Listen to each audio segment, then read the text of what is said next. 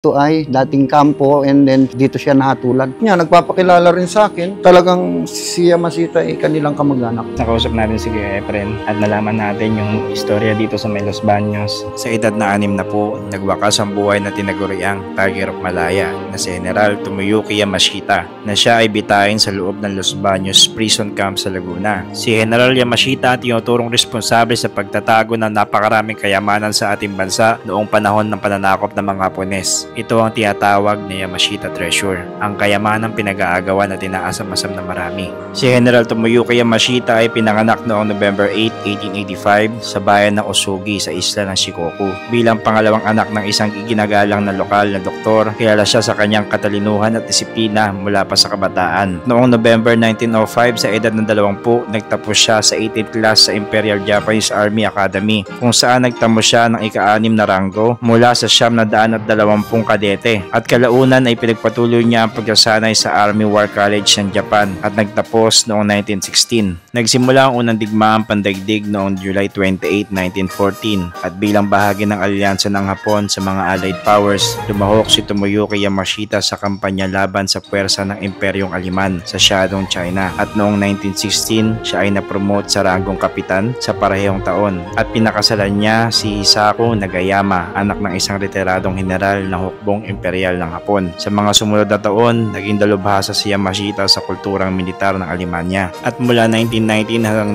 1922, nagsilbi siya bilang assistant militar sa embahada ng Hapon sa Bern, Switzerland at Berlin. Ang kanyang karanasan sa Europa ay naging mahalagang bahagi ng kanyang pag-unlad bilang isang opisyal na militar na may malawak na pananaw sa pandaigdigang estratehiya. At taong 1946, ipinataw ng United States Military Court ang parusang kamatayan kay General Yamashita matapos sa patunayan nagkasala sa mga krimeng pandigma o war crimes. Isa sa mga pinakamabigat na paratang ang kanyang pagiging responsable sa massacre sa mga sibilyan sa Maynila noong digmaan sa pagitan ng Amerika at Japan. Kasama rito ang iba pang kalupitan ng mga sundalong Hapones sa iba't ibang panig ng Pilipinas. Bilang huling gobernador general ng Japan sa ating bansa, pinanagot si Yamashita sa lahat ng krimeng ginawa na sundalong Hapones sa ilalim ng kanyang pamumuno. Gayunpaman, ito ay hindi naging sapat at umapila si Yamashita sa Korte Suprema ng Pilipinas at sa Supreme Court ng Estados Unidos. Ngunit si mismong President Harry Truman ang tumanggi sa kanyang apila at tuluyan niyang isinakatuparan ng hatol. Pagkatapos ng kanyang pagbitay sa Los Baños, inilibing siya sa isang Japanese cemetery sa nasabing bayan sa Laguna. Kalaunan, inilipat ang kanyang labi sa sementeryo sa Tokyo, Japan. Welcome back pong muli sa ating panibagong paglalakbay at pagtuklas. At nandito po tayo ngayon sa probinsya po ng Laguna. Kasalukuyan po nandito po tayo ngayon sa lungsod po ng Los Baños. At meron po tayong pupuntahan dito guys na isang historically site, no, kung saan dito po binitay di umano si Tomoyuki Yamashita, yung general po ng Japanese Imperial nung World War II. So dito po yun makikita sa may Los Baños. So ito po guys ito po yung papunta ng Santa Cruz. Tapos ito po sa kabila is papunta po ito ng Santa Rosa. Sa harapan natin ito pong pamahalang bayan ng Los Baños, lalawigan ng Laguna. At dito po yung magiging way natin. So ang sabi po dito ni Google is meron na lang po tayong 2 minutes, no, bago po tayo makapunta po doon sa mismong site. So tara, samahan nyo ako at ating alamin kung ano bang meron dito sa site na to. Yung mismong niya, pinagbitayan niya, no. May sinasabi na dito rin daw nakalibing si Tomoyuki Yamashita, yung general po ng Japan. So nagbiyahe na rin po tayo ng almost 2 hours, no, bago tayo makapunta dito sa may Los Baños. Time check tayo, 2:51 ng hapon. Dito po sa may kabila, dito po yung UP Los Baños. And then dire-diretso lang raw, sabi ni Google 2 minutes lang. Ito pong binabagtas natin ngayon is ito pong Jamboree Road. Pag-akyat po doon sa may munisipyo. May papasukan tayong iskinita. I think ayan po yung Yamashita Street. Pinangalan po sa kanya yung street na yon. So alamin natin kung ano ba yung istorya at kung doon ba talaga eksaktong binitay, no, si Tomoyuki Yamashita. Napakagandang istorya po ito guys. Kaya puntahan natin, samahan nyo ako. Alamin natin kung ano ba yung sasabihin po nung yung caretaker po doon, no. So ito, DOST sa kaliwa. Ito na pala. So guys, ito na. May makita kayong itong pink na bahay. Tapos, Yamashita Street. Yan. Dito guys, may papansin natin, no? Dito sa Yamashita Street is meron siyang bundok doon sa may likod. Ang taas ng bundok. Tapos pababa. Kung iisipin mo guys, no, paano dito binitay si Yamashita. Ayun, no, sa likod, oh. Ang taas ng bundok sa likuran nitong mga community na to. Hindi ko alam kung anong barangay ito, no. Ito nakakasakop dito. Pero ipagtatanong na lang natin. Saan babanda yun? Hanapin mo natin. Tanong muna natin. Saan babanda dito? Ito, tanong tayo dito. Kuya, magtatanong lang. Saan ba dito yung Yamashita? Diretso lang. Salamat po, salamat. Salamat. So ito guys, dito raw. Tahimik ang buhay dito. Simple lang, no? Pero itong lugar na to is isa sa mga historically site, no? Ay po. Dito po ba yung Yamashita? Sa dulo? Ay, okay. Sige. Sige po. Ay, ito na pala guys. Yamashita Caretaker Efren sa Langsang. Okay guys, dumating na tayo dito sa mismong pinagbitayan ni Yamashita, no? So, kausap na rin natin yung caretaker. Bali, si Sir Efren, hinantay niya tayo dito. So, ito yung itsura dito guys. Mali dito lang ako nagpark sa gilid. Tapos kung mapapansin natin dun sa may taas, is merong bundok na mataas dyan sa may likod nito.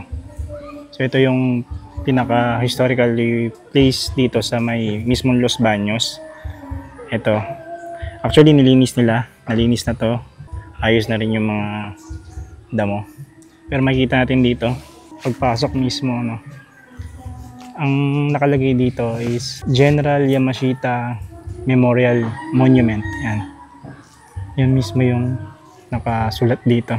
Hanggang dito lang siya. Sa part na yan. Tapos makikita natin doon mismo yung parang lapida ni General Yamashita. So, lapitan natin si Sir Efren. Siya yung mismong caretaker dito. Sir, good afternoon po. Magandang hapon din. Sir, ilang taon na kayo dito, sir? Bali, ako'y 2009 maging caretaker dito. So, kung kukwentahin, ay bali, magsi-16 years na. Matagal na rin po. Apo. So, halos dito na rin pala kayo. Pero dito ako talaga pinanganak. Dito sa... Anong barangay ba to, sir? Barangay Timugan, Purok 7. Sir, lang ako ng konting history, no?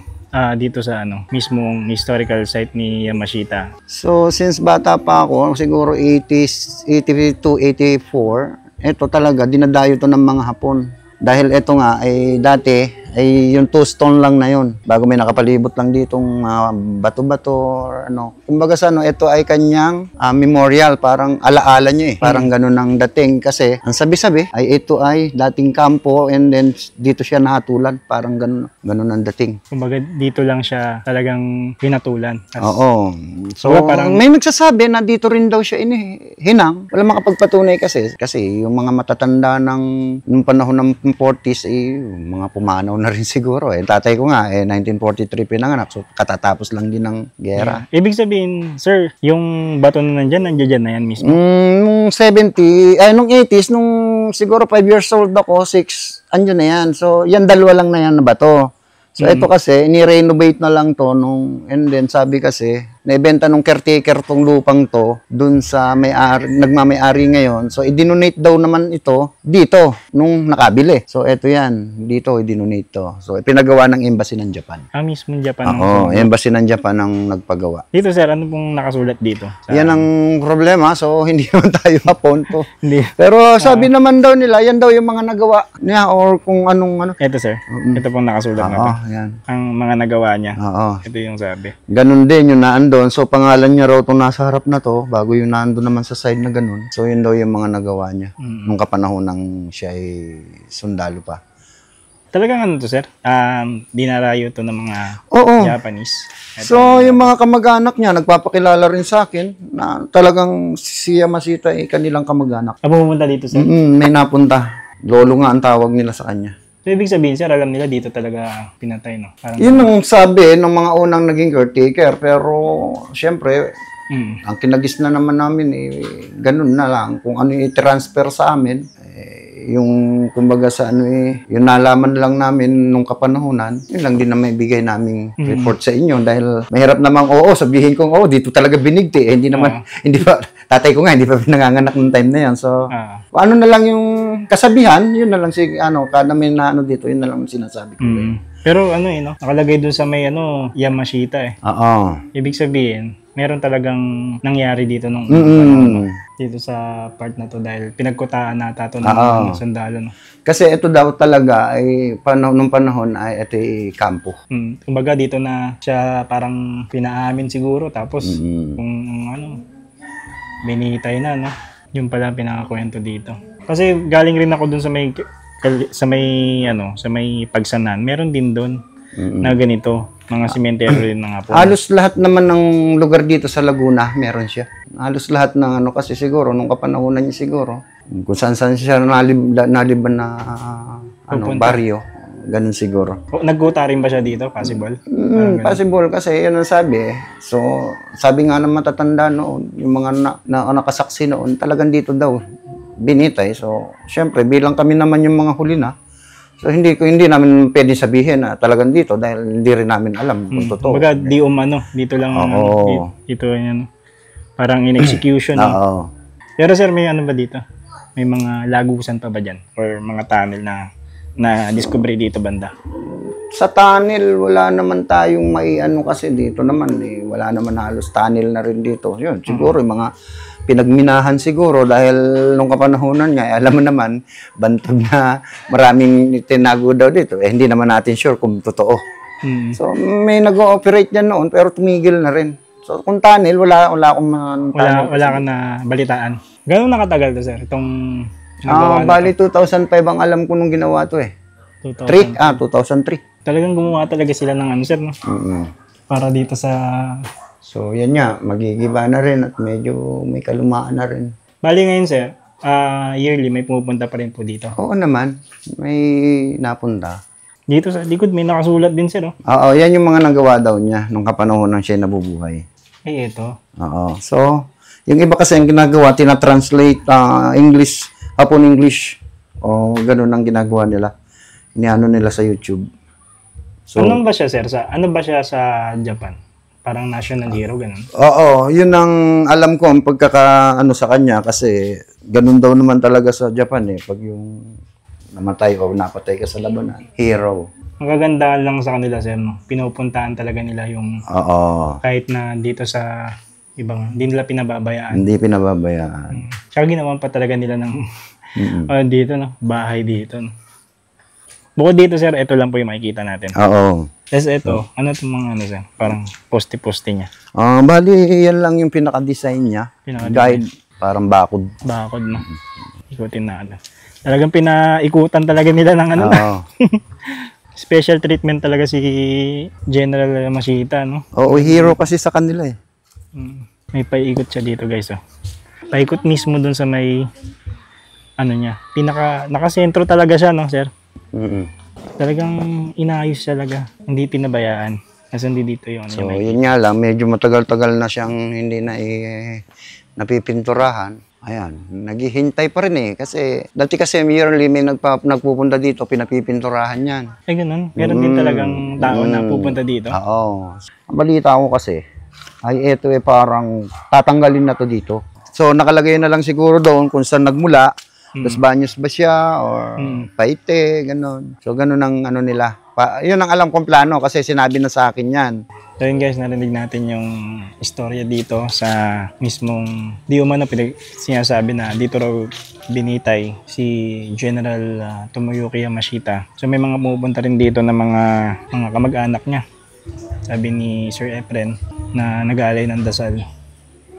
Ito yung itsura dito sa may likod. Yan. Nung araw, sir, no? Masubukal talaga to. Oo. Gawa kasi, dati kasi, kahit nung una-una kasi, yun nga ang sitwasyon nga kasi dito, wala naman tayong sweldo nga dito. So, Kumbaga, napapabayaan din. Kasi kung minsan lang malinis, Siyempre, busy rin ako minsan. Mm. So ngayon naman, kagandahan kasi ngayon, yung nanalong mayor, parang maki-historical din.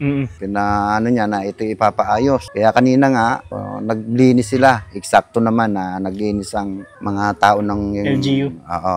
Ayos, Yan, kaya inabot natin malinis. Malinis nga sir, no? Nandun pa yung mga... Pero dati kasi, nung hindi pa naglilinis dito ang munisipyo, monthly ko lang yan nalilinis. Kumbaga, kung may oras ka talaga sir. Tsaka medyo may kalakihan din yung area. Hindi, wala namang problema dahil may grass cutter din kasi ko eh. So, hindi ko na ginagrass cutter ngayon dahil munisipyo na nag-grass cutter. Yun lang talaga pinaka-istorya na ito, no? Dito mismo, sabi raw sir, dito raw sa may mangga. Oo, kasi dati sabi nung aking mga tiyahin, tatay ko, may mangga raw dito sa side na to. Ito, tong side na to. Ito sir, ito dito. So, nabali lang siya noong 1970s. Kaya tanda nila na may mangga lang malaking mangga daw dito. Na dun daw. Doon daw ang sabi. Doon daw. Binitay. Yun lang. So, hindi pa rin ako makapag... dahil mahirap kasi.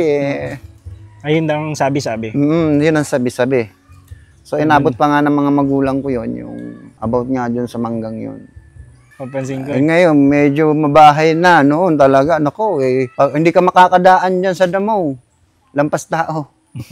Dito sa baba, sir, merong ilog, ano? Oo, may ilog yan dyan. So, dati mababaw lang yung ilog na yan. So, sa tagal na ng panahon, lumaki na rin ang lumaki. Okay guys, nakausap natin si Kuya Efren. At nalaman natin yung istorya dito sa Los Baños. At di umano, Tito Roy, binitay si General Tomoyuki Yamashita. At siyempre, isa to sa mga historical site ng mga natin at ng Japanese government, no? So kaya inaalagaan din nila yung area. So maraming salamat po sa lahat ng mga nanood ng episode na to. At sana po ay meron po tayo natutunan sa ating paglalakbay. At maraming pong salamat sa mga taga-nood, sa mga sumusubaybay ng ating episode. At kita-kits po uli sa ating susunod na adventure. Bye-bye! Hold the chair, you never see till they disappear, and you fall to the ground.